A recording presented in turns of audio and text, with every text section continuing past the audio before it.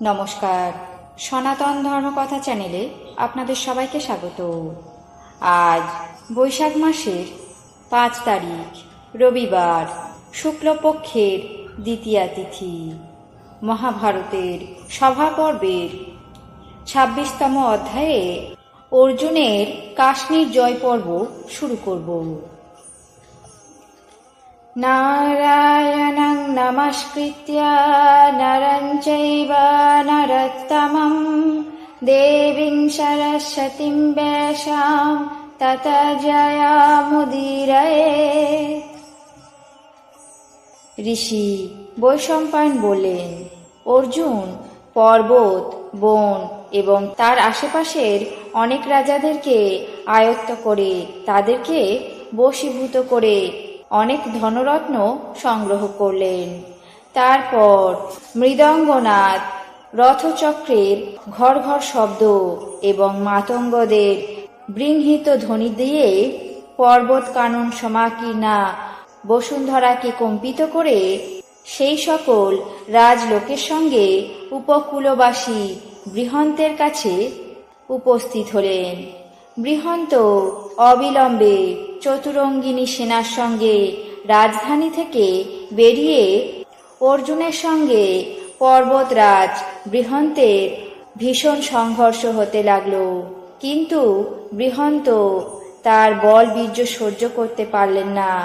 পরিশেষে তিনি অর্জুনকে নিতান্ত দুর্বিষহ মনে করে প্রভূত ধনরত্ন এবং অর্থ ভাণ্ডার সমস্ত কিছু দেবার জন্য প্রতিশ্রুতিবদ্ধ হলেন এবং তারপর কুন্তিপুত্র বৃহন্ত রাজ্য বৃহন্তকে সমর্পণ করে উলুকের সঙ্গে সেনাবিন্দুর কাছে উপস্থিত হলেন এবং অতি দ্রুত তাকে রাজ্যচ্যুত করলেন। তারপর তিনি মোদাপুর, বামদেব, সুদামন, সুশঙ্কুল এবং উত্তর উপকূলে সমস্ত দেশের রাজাদেরকে পরাজিত করে বশীভূত করলেন। তারপর সেখানে কিছুদিন অবস্থান করে ধর্মরাজ যুধিষ্ঠিরের অপ্রতিহত শাসনের প্রভাবে সেনার সঙ্গে পঞ্চগণ এবং বহুবিধ দেশ জয় করতে লাগলেন।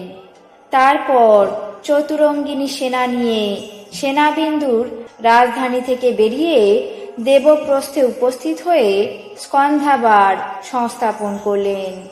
সেখান থেকে সৈন্যে পরিবৃত হয়ে পৌরবরাজ বিশ্বগণের কাছে উপস্থিত হলেন। সেখানে অনেক পার্বত্য রাজাদেরকে সমরে পরাজিত করে সসৈন্যে কৌরব নগরী অধিকার করেছিলেন। তারপর পর্বত নিবাসী দস্যুদেরকে এবং সপ্তবিধ উৎসব সংকেত নামে ম্লেচ্ছ জাতিদেরকে জয় করলেন।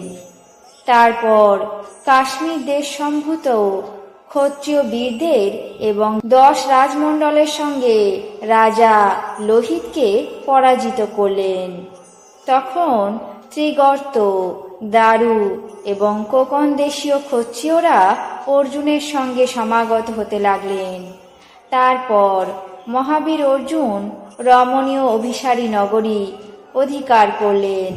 তার বাহুবলে রণস্থলে উরগ দেশবাসী মহারাজ রোচমান পরাজিত হলেন। রণস্থলে সৈন্য বিস্তার করে বহুবিধ আয়ুধ রক্ষিত রমণীয় সিংহপুরে অগ্নি সংযোগ করে দিলেন। তারপর সৈন্যদের সঙ্গে শুম্ভ এবং সুমালা নামে 2 নগরী মন্থন করলেন। তারপর পরম বাহু বিক্রম প্রকাশ করে তিনি অত্যন্ত দুর্লভ বাল্হিকদেরকে অত্যন্ত মর্দন করে পরিশেষে নিজের বশে স্থাপন করলেন। তারপর মহাবল পরাক্রান্ত সৈন্যদেরকে নিয়ে দরদ এবং কম্বোজ জয় করলেন। পূর্ব এবং উত্তর দেশে যে সকল দস্যুদের বসবাস ছিল আর যারা অরণ্যচারী তারাও অর্জুনের বশীভূত হল। মহাবীর অর্জুন লৌহ, পরম, কম্বোজ এবং উত্তর ঋষিক এই সকল দেশ একসঙ্গেই পরাজিত করলেন। ঋষিকদের সঙ্গে অর্জুনের ঘোরতর ভয়ঙ্কর যুদ্ধ শুরু হলো।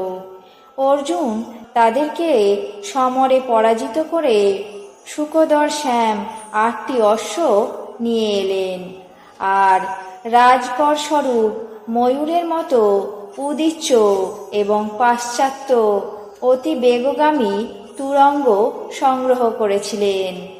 তারপর নিষ্কুট পর্বত এবং হিমাচলকে পরাজিত করে ধবল গিরিপৃষ্ঠে সেনা নিবেশ করলেন। আজ মহাভারতের সভা পর্বের 26তম অধ্যায়ে অর্জুনের কাশ্মীর জয় পর্ব এখানেই শেষ করছি। বাকি অংশ আগামী পর্বে পাঠ করে শোনাবো।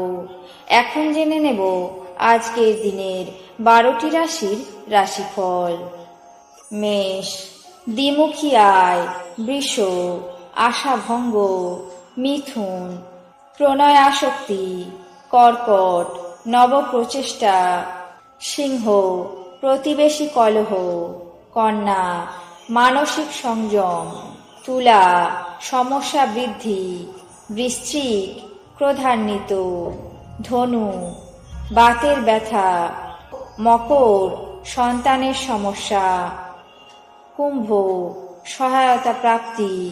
মীন, পতন আশঙ্কা। এই ছিল আজকের দিনের 12টি রাশির রাশিফল। আপনাদের কেমন লাগলো তা অবশ্যই কমেন্ট বক্সে জানাবেন। চ্যানেলটিকে সাবস্ক্রাইব করবেন, লাইক করবেন, শেয়ার করবেন। ধন্যবাদ।